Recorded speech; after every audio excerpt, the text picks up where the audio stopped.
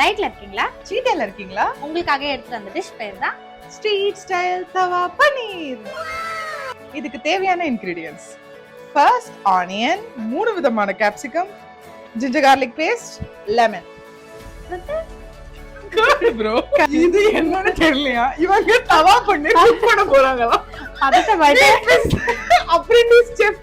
வேற யாரு? நான் தான். Normal chilli powder, Kashmiri chilli powder, kasturi methi, garam masala, ஜீரகம், மிளகு தூள். அடுத்து வந்து கர்டு, பட்டர் அண்ட் நம்ம தலைவன் பன்னீர். இது குடமிளகாவை கட் பண்ணிருக்கேன்.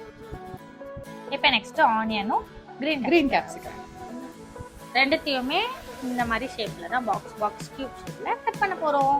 கட் பண்றது கொஞ்சம் கஷ்டமான ஜாபா தான் இருக்கு. கண்ணேரியுது गाइस.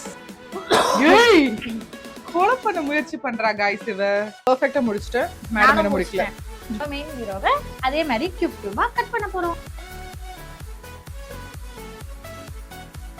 இப்போ நம்ம மேரினேட் பண்ற process-ஐ தயிர்ல இருந்து ஆரம்பிக்க போறோம். 400 கிராம் கர்ட் போட்டுடலாம். AMOLED chilli powder, Kashmiri chilli powder, இது கலருக்காக போறோம். கரம் மசாலா ஒரு ஸ்பூன், சீரகத்தூள், ஜிஞ்சர் garlic பேஸ்ட், கஸ்தூரி மேத்தி எல்லாத்தையும் போட்டாச்சு. இப்ப கலக்கணும். ஒரு சுறவழி கிளம்பியதே.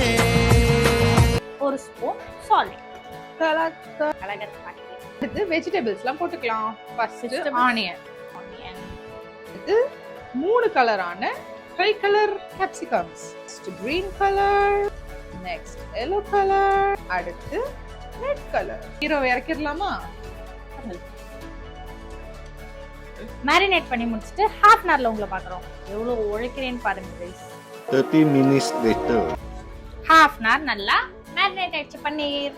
கெபாப் ஸ்டிக்ல ஃபர்ஸ்ட் ஆனியன், கேப்சிகம், பன்னீர். கேளுங்க. ஆனியன், கேப்சிகம், என்ன தெரிகிறது?